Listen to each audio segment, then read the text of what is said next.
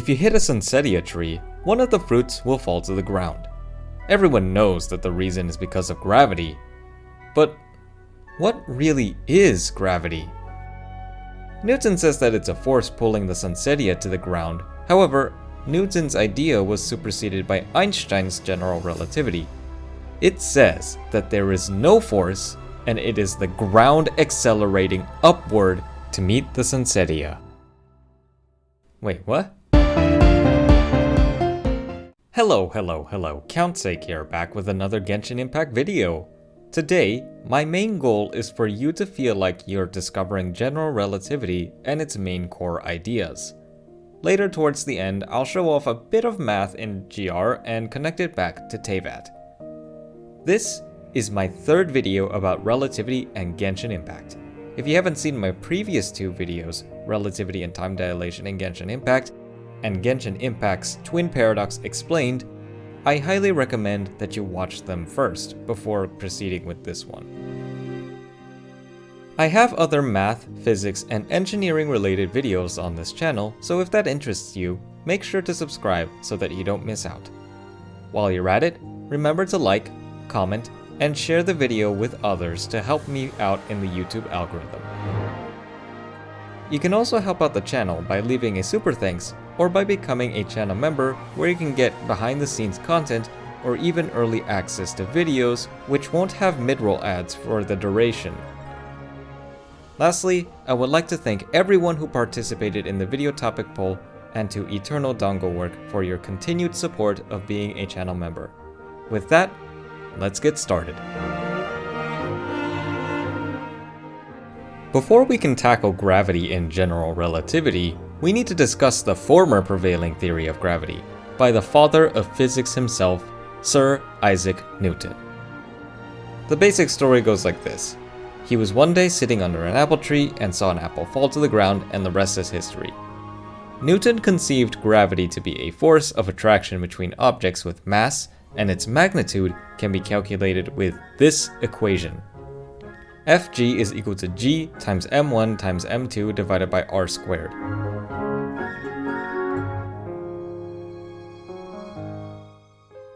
G is the universal gravitational constant, m1 and m2 are the masses of the two objects, and r is the distance between them. As can be seen, the strength of gravity is an inverse square law, which simply refers to the fact that the r squared is in the denominator. So the farther apart the masses are, the weaker gravity is, and vice versa. Something to note is that Newton's law of gravity actually only works for spherical objects, which is usually the case. But we can generalize it by considering Gauss's law. The integral of the gravitational field over an enclosed surface is equal to negative 4 pi gm. Vector g is the gravitational field, which also happens to be the gravitational acceleration. Vector a is the surface area, and m is the total mass of the object in consideration enclosed within the surface. This equation tells us how gravitational fields are created and what dictates its strength. Here we could see that the total mass of an object creates gravitational fields, and their strength depends on the constant 4 pi g. The negative sign specifically tells us that gravity is only an attractive force and always points towards the center of gravity. These equations work very well when the strength of gravity isn't too strong, which is about the scale of the planets and solar systems. However, when gravity becomes very strong, or when considering cosmological scales, Newtonian gravity doesn't work, and this is where Einstein's general relativity comes in. The strange part is that, according to general relativity, gravity is not a force.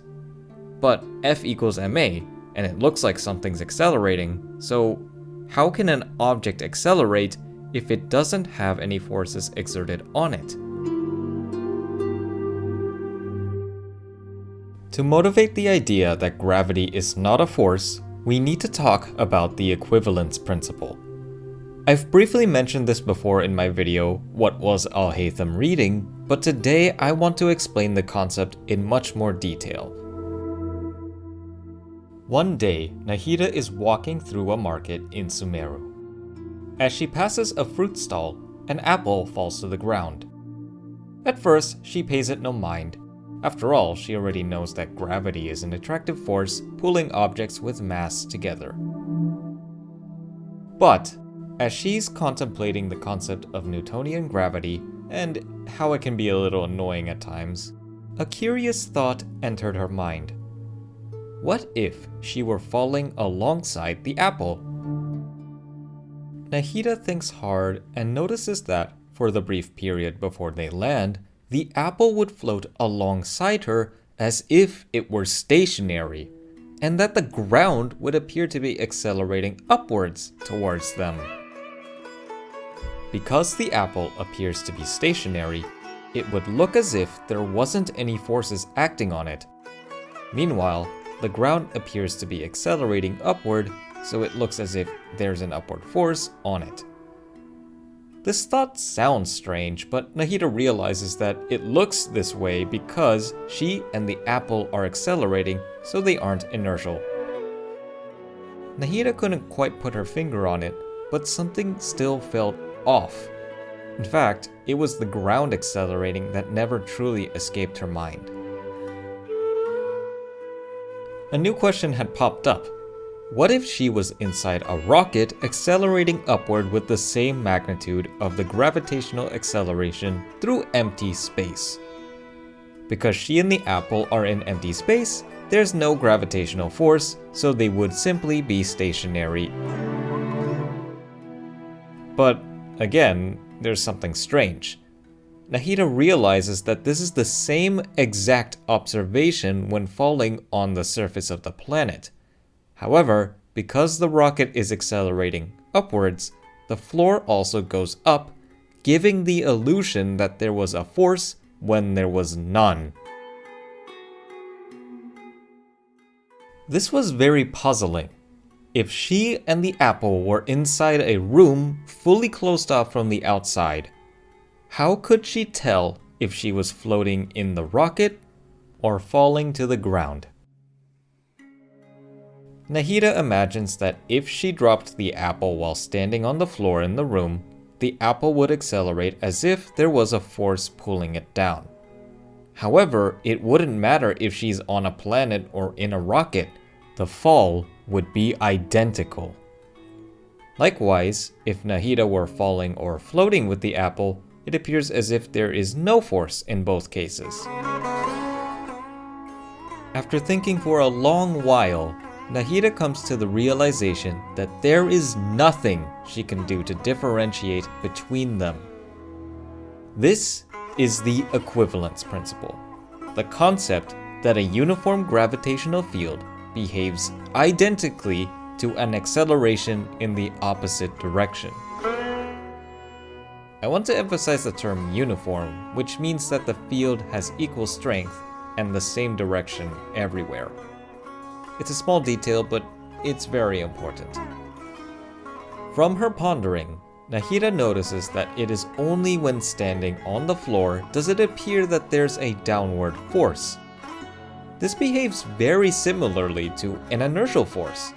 Its key characteristic is that it only appears to exist for those within an accelerating reference frame.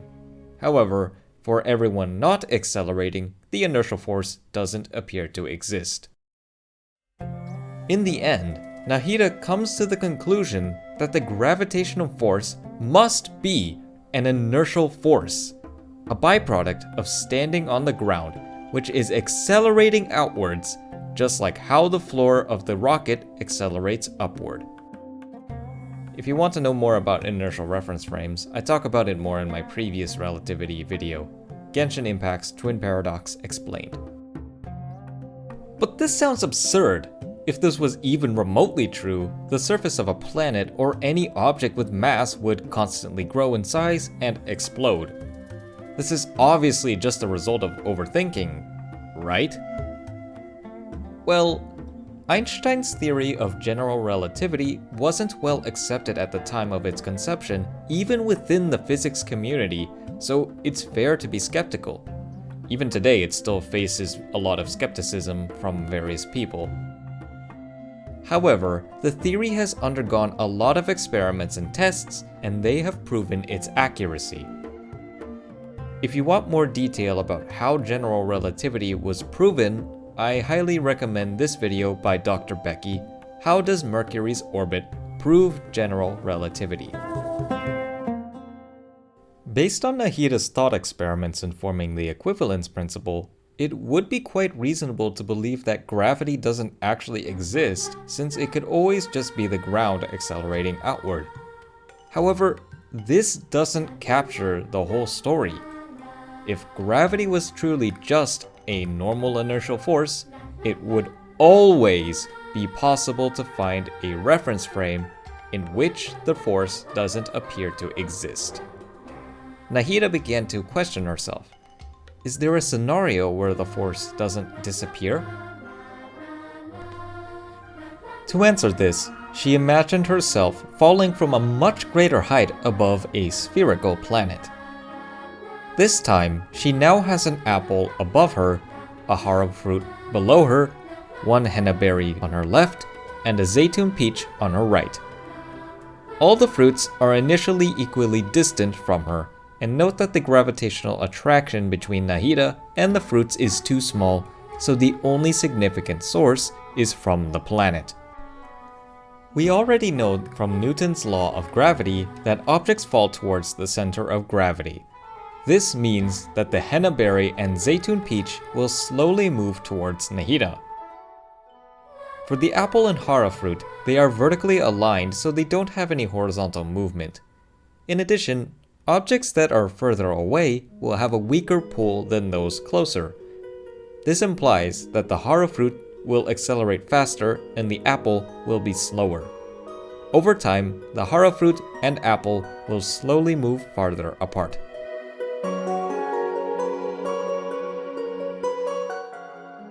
In short, it appears as if there's a horizontal compressional and vertical tensional force which can only be due to gravity.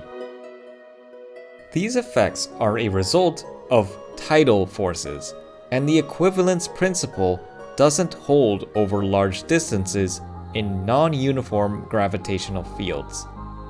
It's impossible to find a reference frame where the entire non-uniform gravitational field disappears. This might make you doubt the equivalence principle. However, when considering infinitesimal distances, it holds everywhere. And even for finite-sized, small local regions, it's approximately true to a pretty high degree.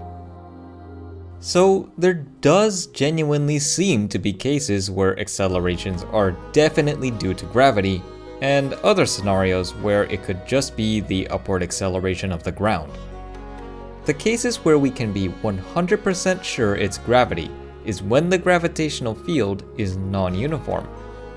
However, for uniform fields, it can be either gravity or the floor accelerating. This leaves Nahita in a very challenging place.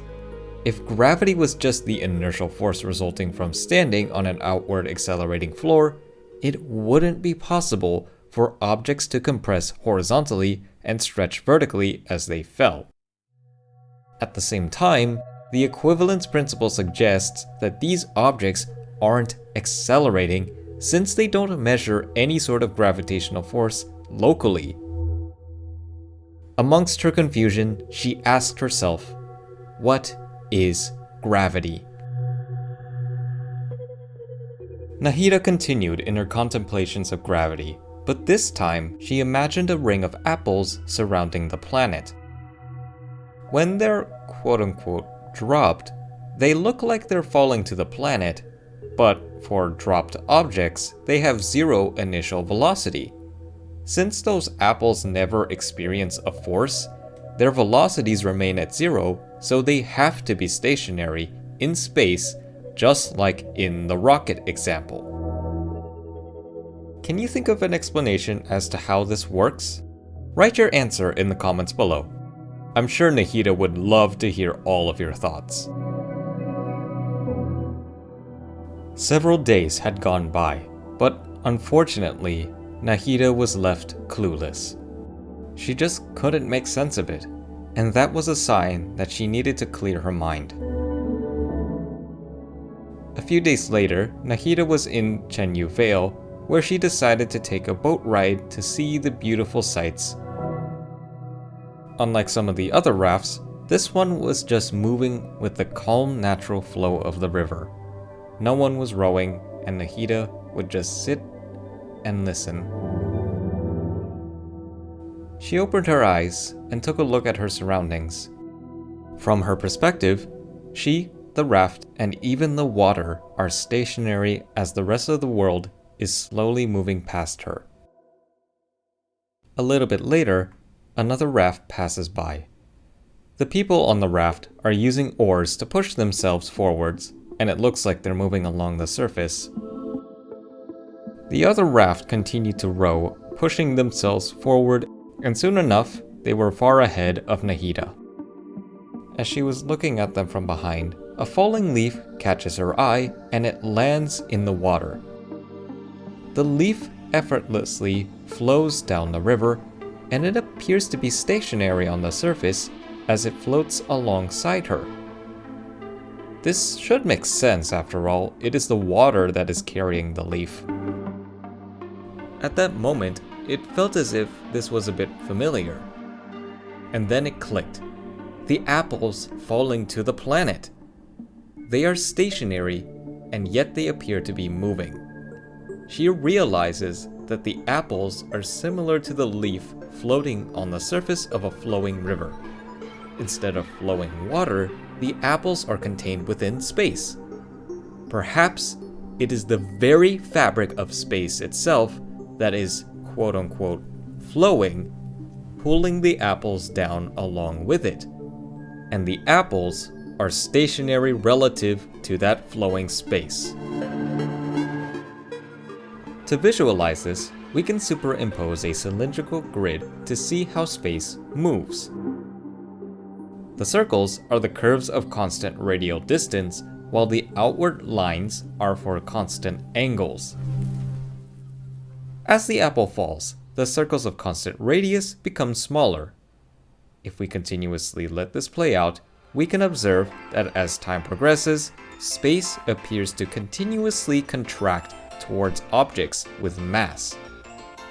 This contraction of space essentially carries the apples down to the surface, making it appear as if they're falling, even though they're technically stationary. With the understanding that space appears to contract over time, it actually perfectly explains why we don't see objects with mass expand despite them accelerating outwards. It is because even if the planet is trying to expand, the space is contracting. These two counteract each other, resulting in no change in size. A good question to ask is, why is the planet trying to accelerate outwards in the first place? Consider this example, a gas in a cylinder. If a piston presses down on the gas with a constant pressure, the gas will also exert a pressure back on the piston. As the piston pushes down even further, it will eventually reach a point where the gas exerts a pressure equal to that of the piston. Even though the piston is still trying to compress the gas, it can't, because it can't exert any stronger pressure. In this analogy, the contraction of space-time is like the piston compressing the gas, and the planet's expansion is the resisting pressure of the gas being compressed. The YouTube channel Science Click created an amazing video titled "A New Way to Visualize General Relativity." If there was one video about gravity you need to watch, it has to be this one.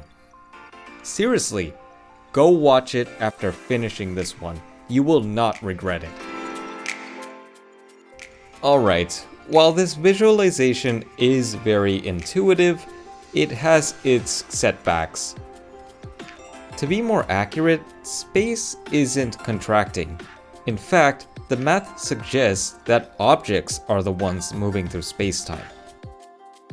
The reason why space appears to be contracting is because we can't visualize the full four-dimensional spacetime, and humans are only capable of comprehending up to 3 dimensions.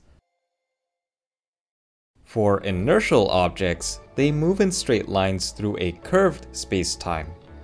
This causes them to appear as if they're accelerating and that there's a force acting on the falling object from the perspective of everyone standing on the planet's surface.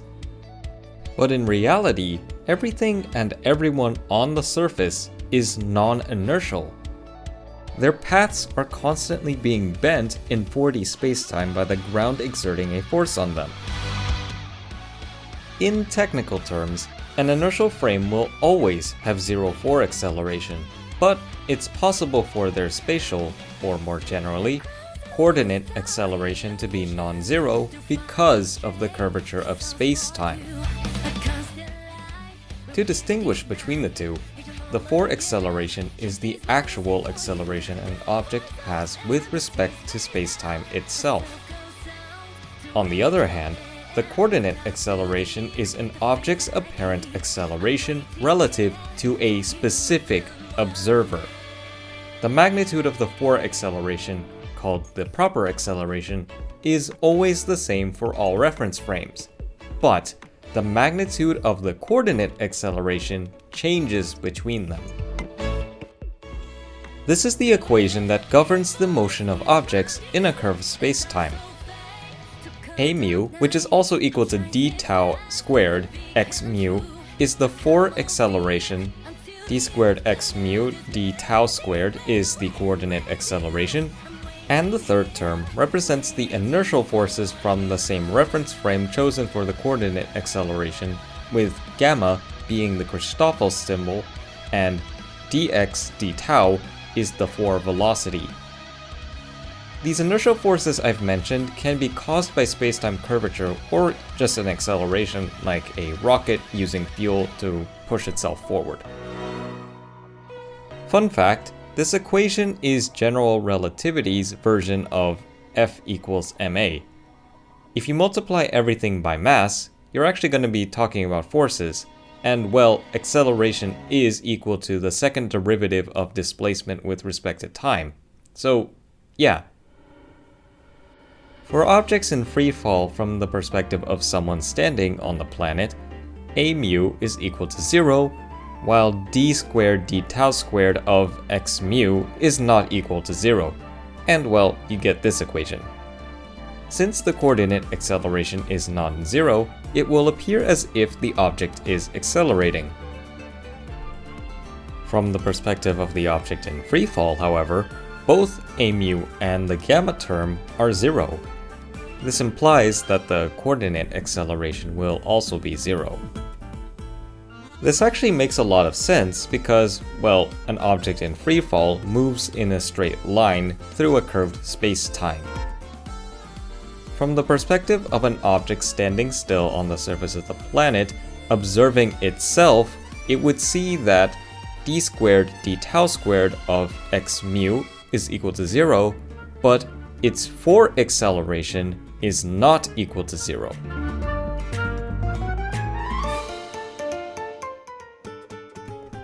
Well, this one can actually be further simplified, and if you want to see how this works, I have a members only video where I go into more details.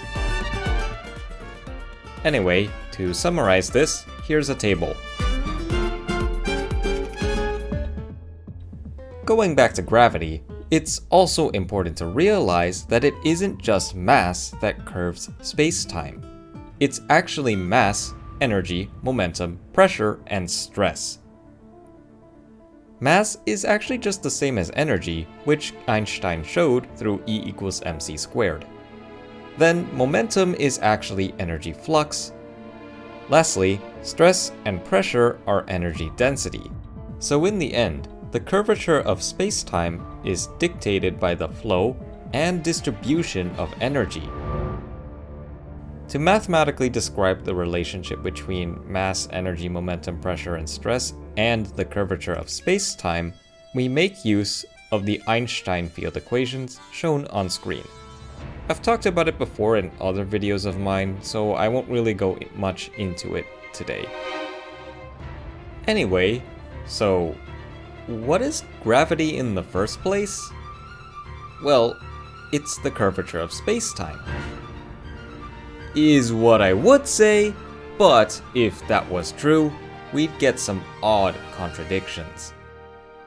By the equivalence principle, a uniform gravitational field and a uniform acceleration are completely identical and, well, would be considered the same. The thing is, a uniform gravitational field has no space-time curvature. Yeah, okay, this is getting awkward. A uniform gravitational field is not gravity. To fix this contradiction, I'll refer to an excellent comment made by ScienceClick. To paraphrase, gravity-related phenomena can be attributed as geometry and/or kinematics. Kinematics refers to the apparent falling motion from inertial forces, while the geometry refers to the space-time curvature. The curvature of spacetime induced by the distortion and flow of energy is considered as quote-unquote true gravity, because it is impossible to find a reference frame where it does not appear to exist. On the other hand, the inertial force fields come from being within an accelerating reference frame, and they are considered as quote-unquote fake gravity. So, to put things simply, gravity is the phenomena where an object appears to accelerate due to either the curvature of spacetime or inertial forces.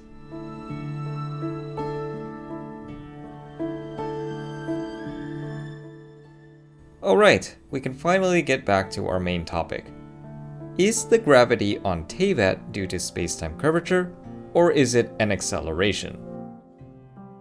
As mentioned earlier, if the gravitational field is uniform, spacetime isn't curved, and it's solely due to acceleration. From what we can tell in-game, the gravitational acceleration remains constant regardless of where you are. Therefore, spacetime cannot be curved. Wait, Nicole? What are you doing here? Oh, we need to talk? Sure. You're telling me what about Act 8 of Not Christ Archon Quest? Why'd you spoil that? I haven't even started Nachlan. Yeah, I know I'm behind. I'm sorry. But, I mean, come on. Oh, it's okay. I forgive you. So, apparently Hoyo decided to reveal the shape of Teyvat to us, and it's a spherical planet. In order for objects to fall towards the ground, the gravitational field must always point inwards all around Teyvat. This automatically means that Teyvat has a non-uniform gravitational field because the field points in different directions at different points in the field. It is guaranteed that there is spacetime curvature. Unfortunately for me, this basically debunked what I was originally going to present in this video. But luckily, there's still a way to make things work. If you're interested in seeing what I would have initially shown, the script is available to channel members in a community post. Anyway, in my previous video about Genshin Impact's twin paradox, I proposed a model where Teyvat orbits around the abyss in uniform circular motion. Knowing that 3 months in the abyss will only be 3 days on Teyvat, I was able to determine that Teyvat needs to have a speed of 99.944% the speed of light. This calculation assumed that the gravitational fields of Teyvat and the abyss don't affect each other. To make sure this is the case, we need to assume that Teyvat and the abyss are significantly far apart from each other. This is because, as you get further away from a planet, the strength of the field decreases and spacetime becomes approximately flat. With these assumptions, we're actually still able to use the previous video's spacetime metric, which is ds squared is equal to c squared dt squared minus dr squared minus r squared d theta squared minus dz squared, which is the Minkowski metric in cylindrical coordinates. Here's the thing though, how can I be sure that the spacetime described by this metric isn't curved? After all, the grid I used here make it look like space is curved. Well, the thing is, it only looks that way because I'm using cylindrical coordinates.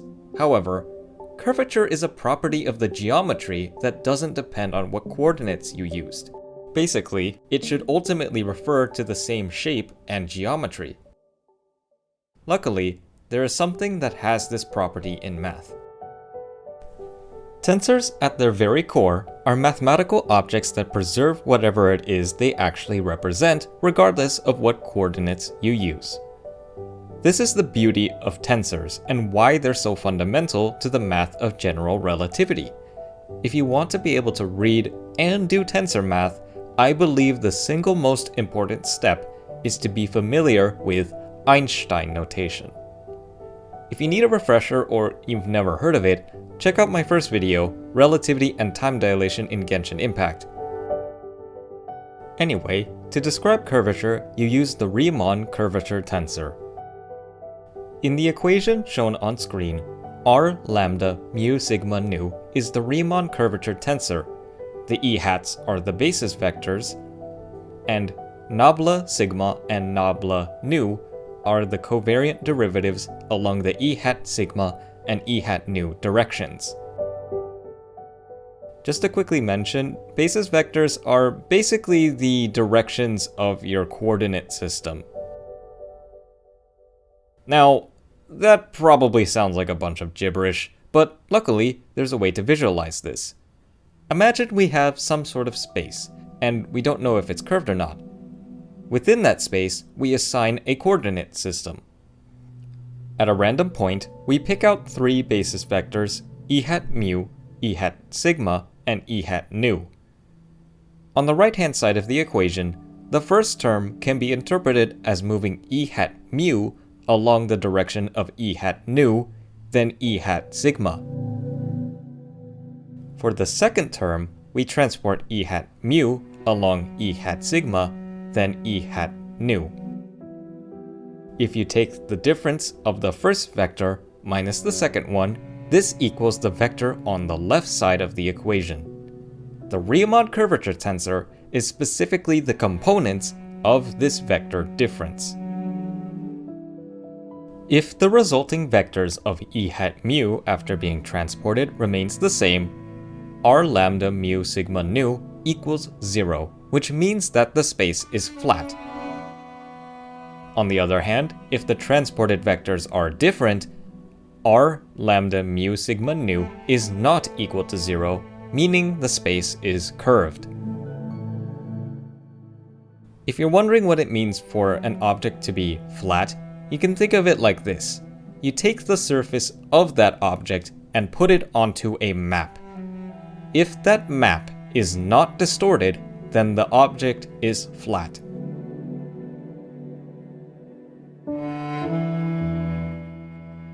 Fun fact, every single 2D map you've seen of the Earth is distorted in some way. This is technically a proof that the Earth is curved.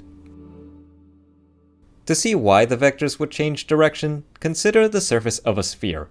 It can be seen that the direction of the vector changes depending on the path it traverses.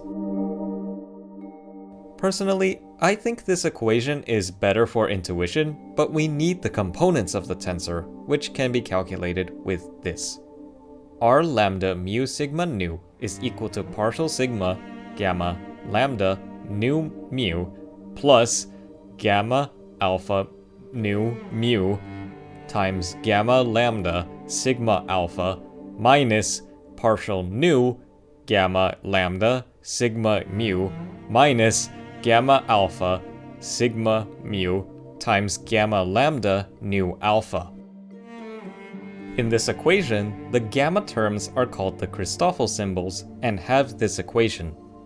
gamma sigma mu nu is equal to 1/2 g sigma alpha times the quantity partial mu g alpha nu plus partial nu g alpha mu minus partial alpha g mu nu.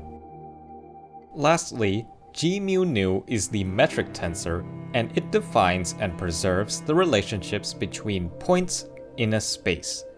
These relationships can refer to distances, angles, curvature, volume, area, and more.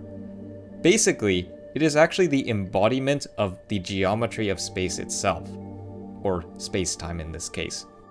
With this, we can now check if spacetime is flat for the abyss and Teyvat. Before we start, I think it's best to give a primer.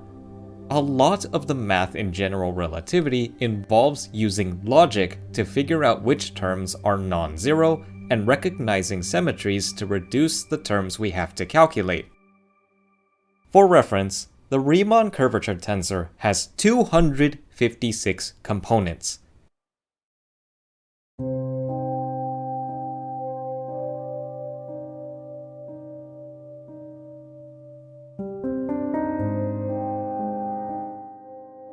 And the Christoffel symbols have 64 components. That's pretty annoying already, but then you have to remember that these equations I've shown are compacted to hide most of the terms behind Einstein notation. To compute a single component for the Christoffel symbol, there are 12 terms.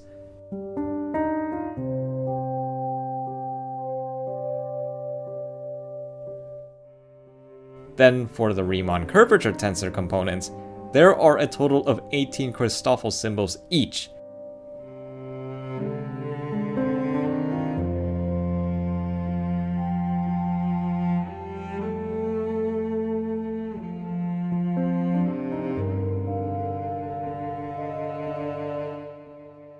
To calculate all 256 components of the Riemann Curvature Tensor, you would need to evaluate a total of 55,296 terms. Nobody should ever have to go through the pain of calculating each one individually, so logic and symmetries it is. Here's the procedure we'll go through. First, we determine the metric tensor g mu nu. Second, we'll determine the contravariant metric tensor g mu nu, but its indices are upstairs. Third, calculate the non-zero Christoffel symbols gamma sigma mu nu. And fourth, we'll calculate the components of the Riemann Curvature Tensor r lambda mu sigma nu. Alright, step 1. Let's recall the metric tensor from the abyss's perspective and that we're using cylindrical coordinates.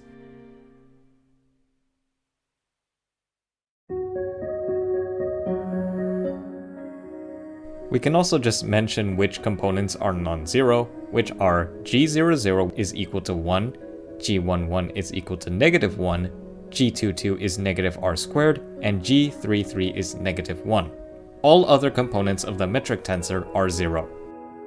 Alternatively, we can express the metric tensor with the spacetime interval.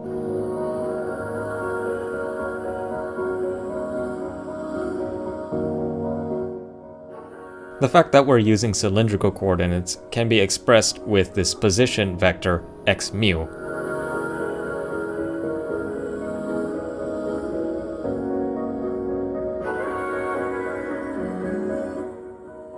Step 2. We need to calculate the contravariant metric tensor components. What we have from step 1 is what is known as the covariant metric tensor, with its indices downstairs or in the subscript position. But I just refer to it as metric tensor only.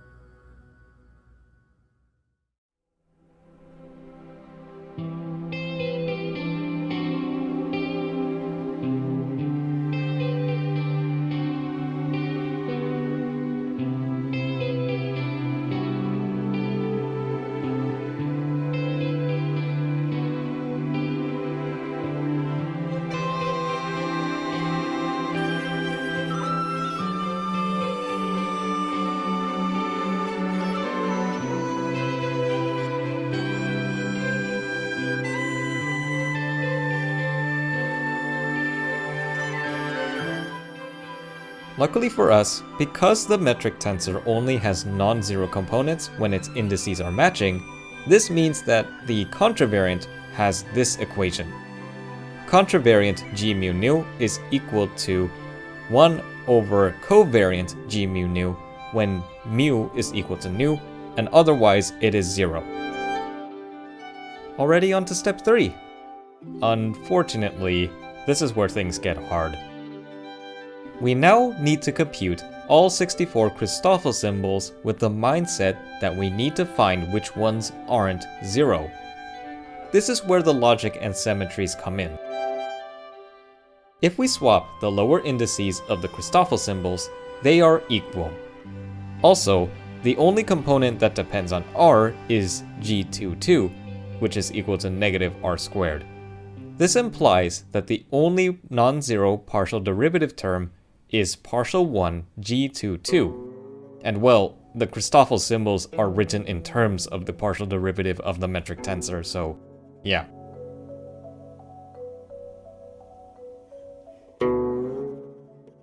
Let's start by expanding the Christoffel symbols. This alpha index is summed over, but the contravariant metric tensor will be 0 if its indices aren't equal, so we only need to consider the case where alpha is equal to sigma. This reduces the number of terms from 12 to just 3. I'll also substitute the equation for the contravariant metric tensor. Recall that the only non-zero partial derivative is partial 1 g22. This automatically tells us that if the metric tensor has an index of 0 or 3, that partial derivative is automatically 0.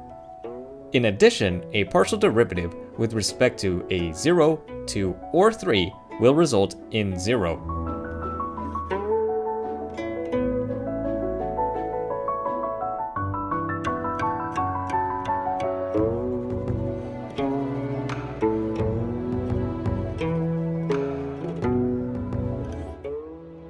Now imagine if sigma is equal to 0 or 3. The first two terms are 0, and the last term is a partial derivative that isn't with respect to 1, so it is also 0.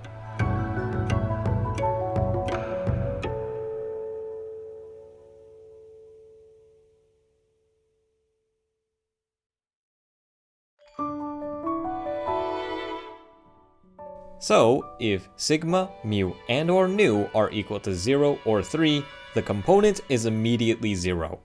The only non-zero terms would be if they are equal to either 1 or 2. With that, we've already reduced the Christoffel symbols from 64 to just 8. But because the lower indices of the Christoffel symbols can be swapped, we only need to calculate 6 terms. Yup, that's right. From 64 down to only 6. Logic and symmetries, fellas. Let's start with sigma equals 1.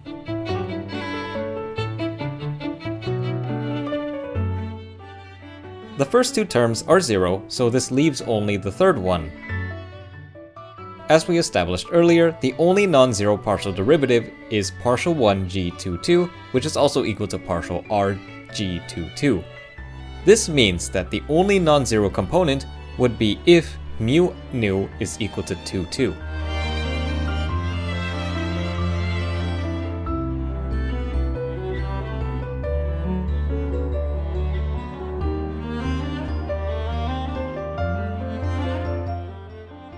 Lastly, we have sigma is equal to 2.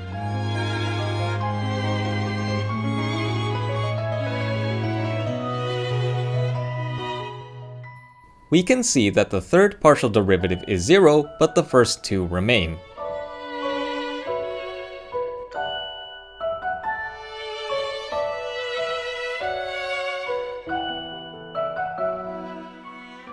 The only indices that wouldn't result in a 0 is if mu is equal to 1 and nu is equal to 2, or vice versa.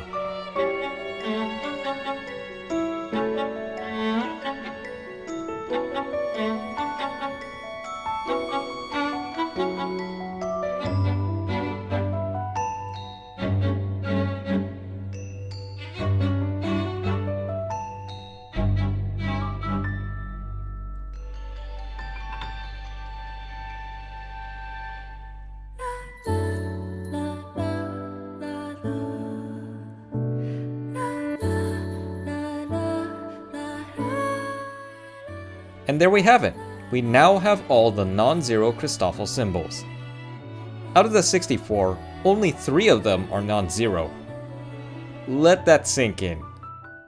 Now for the last step, which is to calculate the 256 components of the Riemann Curvature Tensor. If you thought the Christoffel symbols were hard, oh boy, that wasn't even the hardest step. Well, to start, let's talk about the symmetries. First, if you swap the bottom 2 last indices, you get the negative. Second, for the covariant Riemann Curvature Tensor, if we swap the first 2 indices, they are equal. However, there is a way to get it such that we maintain the original notation using the metric tensor. Third is that we can swap the first and the third index and they are equal.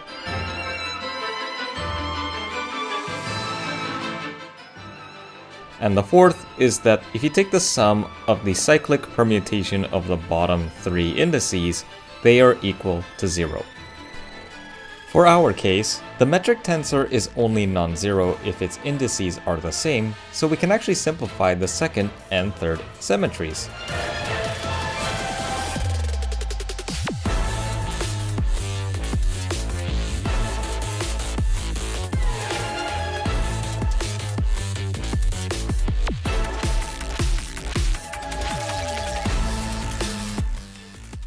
Here's something that will help us a lot.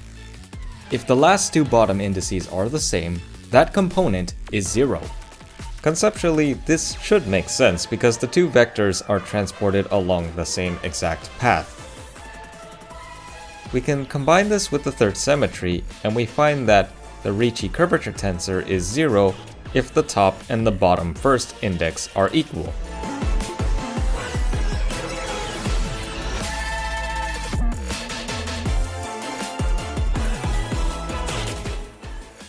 Alright, let's recall the component equation of the Riemann tensor and our non-zero Christoffel symbols.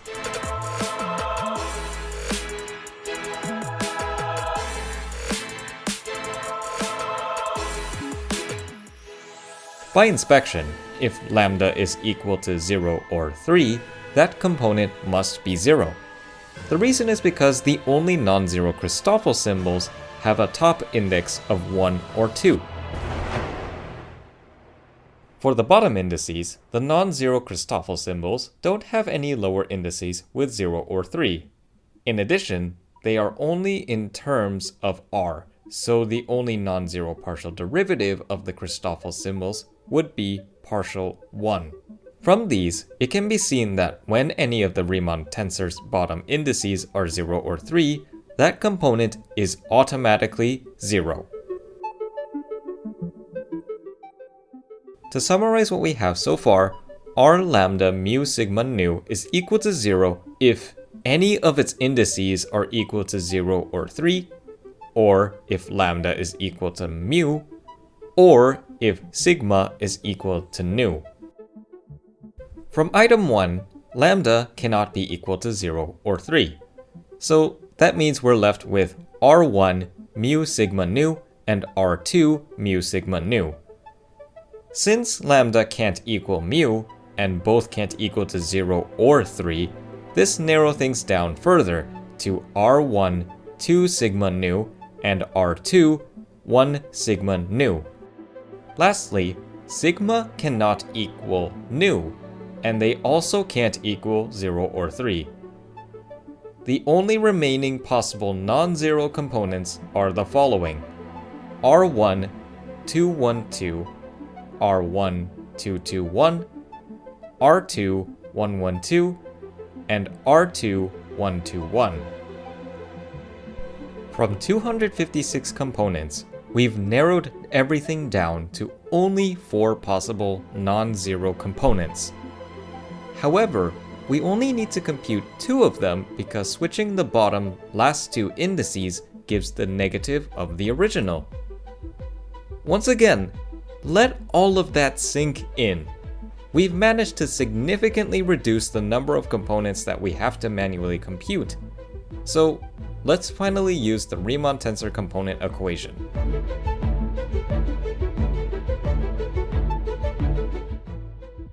starting with lambda is equal to 1.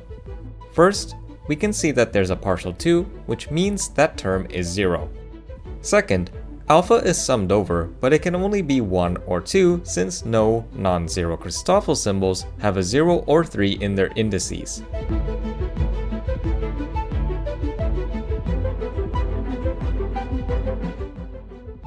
We can then substitute the values for them, and we see that it's equal to 0.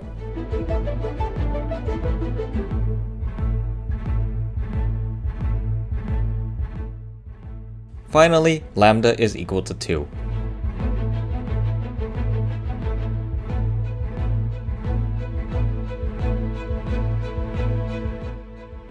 The partial 2 term is 0, and we can expand out the summed over alpha indices. Then we cancel out all the 0 Christoffel symbols and substitute for the remaining terms.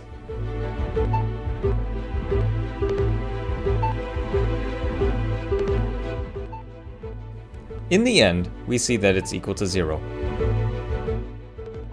And we have done it. We have shown that all 256 components of the Riemann Curvature Tensor are 0, which therefore means that the spacetime with this metric, ds squared is equal to c squared dt squared minus dr squared minus r squared d theta squared minus dz squared, is flat. I just want to say that the calculations I presented are technically cleaned up versions of my original computations. In the actual moment, it gets difficult to see the shortcuts even when doing all of the logic and the symmetries. It does feel very difficult to do. Trust me, this original calculation honestly took me hours. What about Teyvat's point of view, you might ask? It has a different metric as shown on screen. Well, if you repeated everything, but with Teyvat's metric, you will also find that the Riemann Curvature Tensor has all 0 values. This should be expected as the two are embedded within the same flat spacetime, or approximately flat. If you're interested in seeing the detailed calculations of Teyvat's Riemann tensor, I have this channel members only post with all the details linked in the description. Think about it this way. From the model I've presented, Teyvat and the abyss are within the same spacetime. So if spacetime is flat in the abyss, spacetime must also be flat for Teyvat.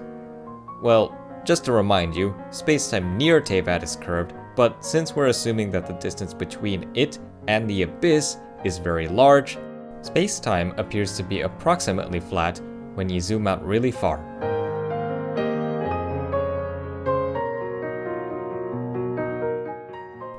Let's now put everything together. True gravity is the curvature of spacetime. This curvature is caused by the distribution and flow of energy bending spacetime. Despite the object appearing to accelerate towards the ground, the object is inertial and the ground is the one accelerating outward. The reason why this is the case is because the object follows the curvature of spacetime, which appears as a contraction of space in our point of view. Meanwhile, the ground accelerates outwards, countering the contraction of space due to its internal pressure.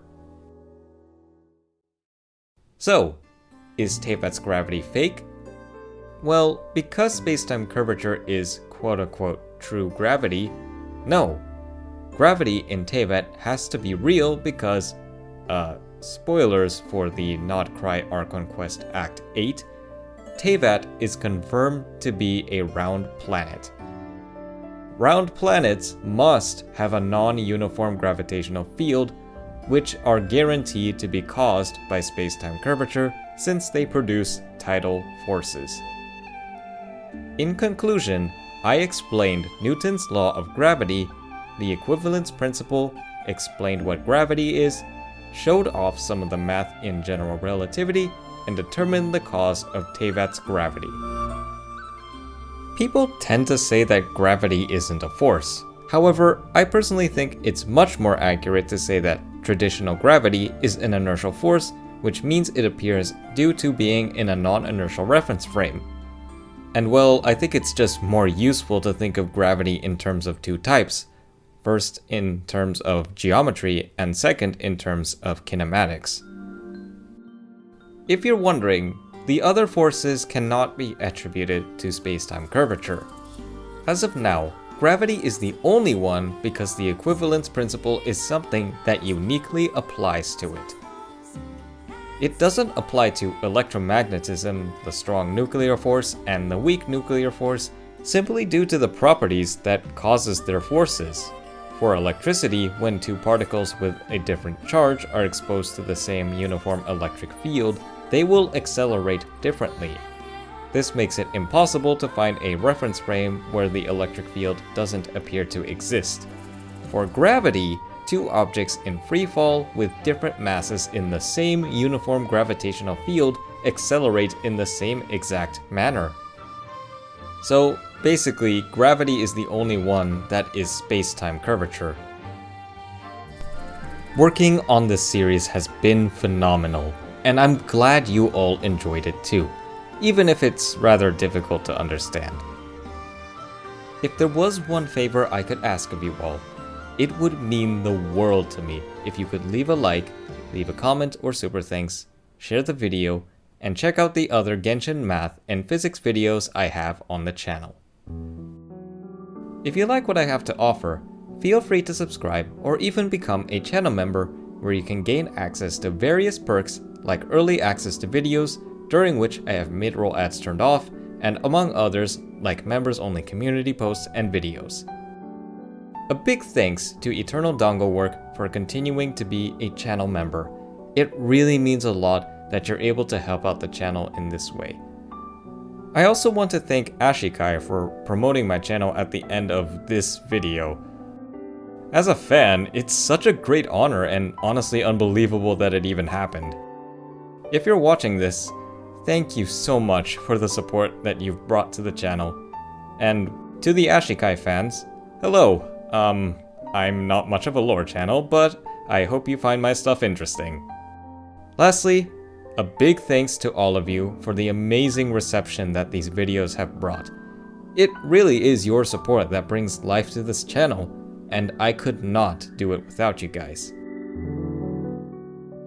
That's really about it for now, so thanks for watching and hope you've enjoyed.